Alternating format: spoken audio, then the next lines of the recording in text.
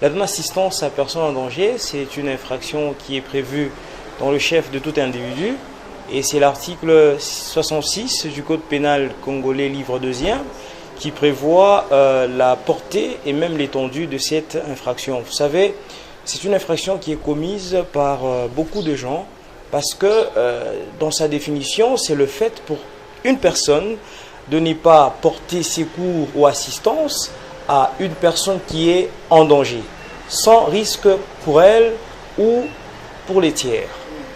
C'est un peu ce que nous pouvons retenir en termes d'acception par rapport à l'infraction de la non-assistance à personne en danger, mais il y a aussi des éléments qui renferment cette infraction.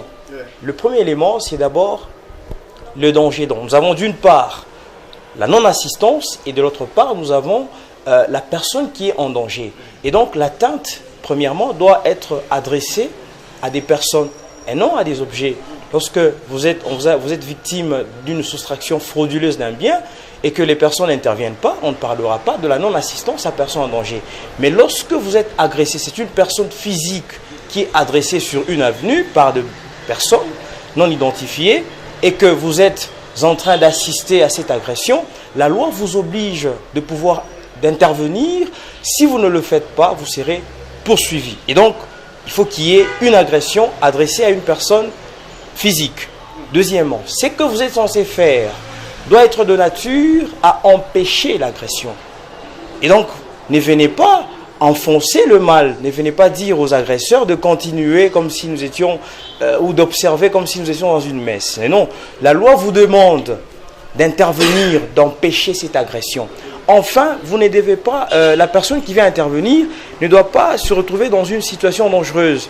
Non, ne doit pas voir sa vie aussi en danger. Je donne une occurrence pour faciliter la digestion. Vous êtes sur une avenue, une maman est agressée par des bandits, armés jusqu'aux dents.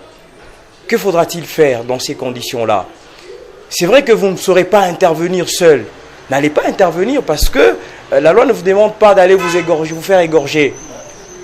Dans cette condition, la loi vous demande de provoquer un secours parce que vous êtes incapable d'intervenir au risque de vous tuer.